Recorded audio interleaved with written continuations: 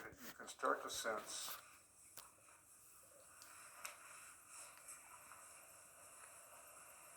now Merrick isn't the same as he was a while ago. Because we did this once before. Huh? Take credit for that. Take credit for that. No. Okay.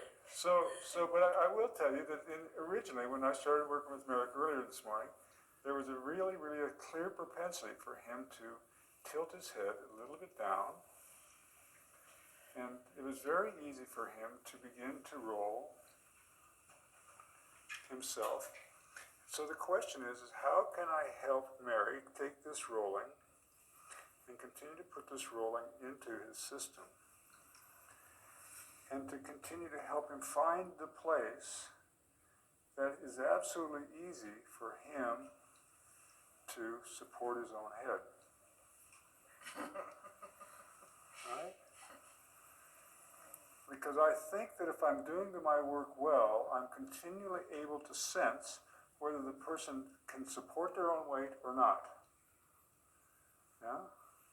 It's very difficult for someone to hold the weight of their head out here.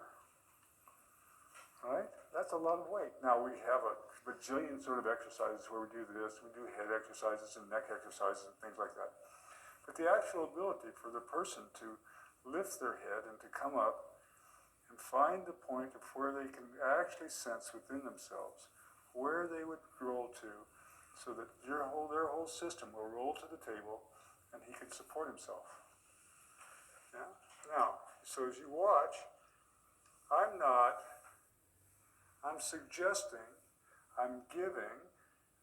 You see that my hands are not perfectly placed behind this or that.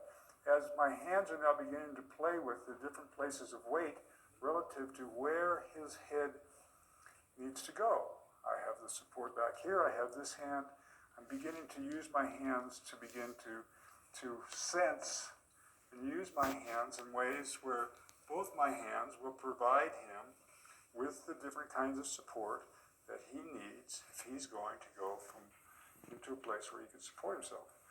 This movement could, of course, as you all know, easily become sitting up. Yeah? Now, when we study these movements, and as you know from other workshops with me or not, oftentimes there's a tendency for people to have a clear capacity to roll to one side, and then when they go on to roll to the other side, and I don't know if Merrick would do this, but oftentimes maybe they'll roll their belly in such a way that their head comes away. Now, if he got up in that way, started to get up in that way, then his head's going to be a long time away from his knees, and he's going to have this long period of time that he's going to have to support himself. Right? Now, it's quite different than the lessons where we roll up and over the arms, right? Now, so we're going to play with this ability to just move a person to the place where they can plant themselves easily and come back, and then study. Really take the time to study. When you take the person to the other direction, you can see that if I let go of him now, he would not be able to hold his head. His system immediately begins to engage in the ground over here. Watch his system. Watch how smoothly and easily he rolls. And then as he starts to come over here, he started to learn. Now I can invite him to find places in contact, support the contact to the place where he can support his head here, and come back.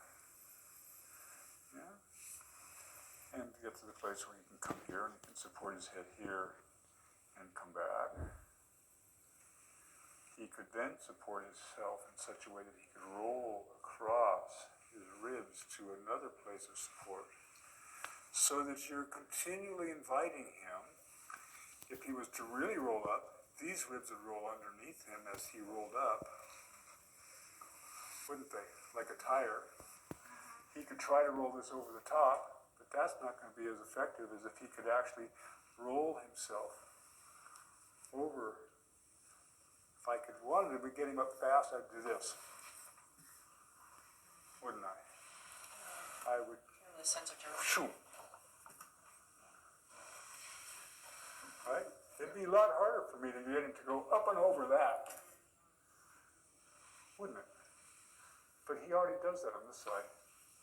He does it himself on that side. He has this way in which he continuously is in the ground that he can roll through all these ribs.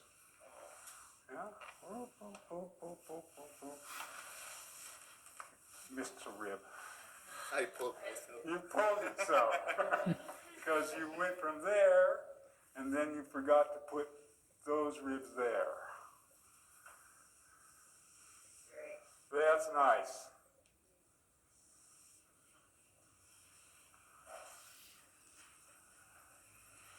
Now don't fall back.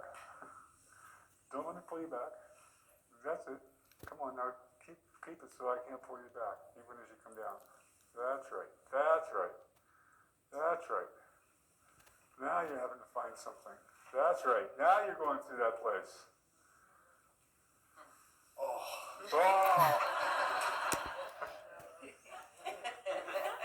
So that tells you something, right? So stop and just rest for a moment. So that lets you know that all the core training that everybody has done has been faulty, because they never found the appropriate support. And so the core has been trained in the habit that they have, right? What makes core strength is the ability to find a change in the surface we're on. That's what turns it on. Yeah? If the surface is inappropriate and incorrect, then we'll never have the core strength. Yeah? So this will be a fun investigation for you. We'll get more into the spine and stuff, but you can start to play with now. So your hands can begin to flow into different places. You can invite his chin. You can start to find his cheek. You can do whatever you want to. And you start to find the movement. You find what's easy. If your hand isn't right, you make a mistake and you go and you recorrect it. And then if you need to make another change, you come and you recorrect it. And you keep finding and you keep looking for how to help the person find the areas of support that aren't in contact with them. That's nice. That's beautiful. So you can see something that's worked or hasn't worked before. Now eventually this becomes, you can take and you can see that little point right there.